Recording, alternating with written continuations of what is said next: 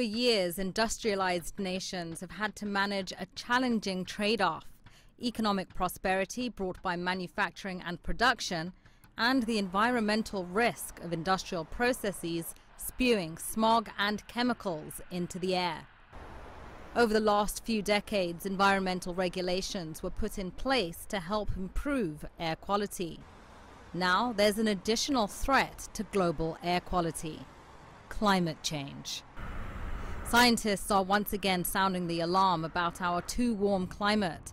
Over the last 12 months, global warming surpassed 1.5 degrees Celsius, breaching a key goal of the 2015 Paris Agreement. What people should probably take to heart more than individual records or a short streak of record temperatures is that 23 of the 24 warmest years on record have all occurred since 2001.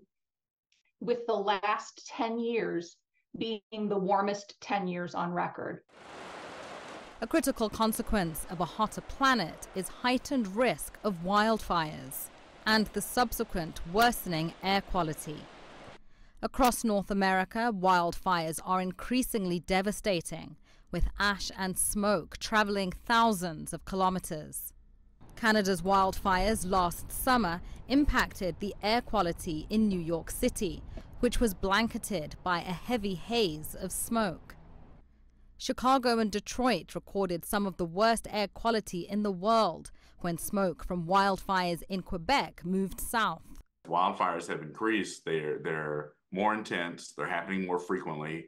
And we're picking up now that fine particulate matter, or that PM2.5, in the observation stations from the EPA, and we're seeing clearly this reversal of the trend of improving air quality over the last 50, 60, 70 years. We did a really good job of driving down those pollutants in the air. We're starting to see the reversal. In the U.S., the state of Texas is currently battling the largest wildfire in its history, which has burned more than 1 million acres. Climate change is making heat waves more common. In Texas, for example, last summer was the state's hottest on record, regularly clocking temperatures of over 37 degrees Celsius. The smoke from these fires spreads fine particulate matter into the air that's hazardous to human health, increasing occurrences of asthma and respiratory diseases, especially in children and the elderly.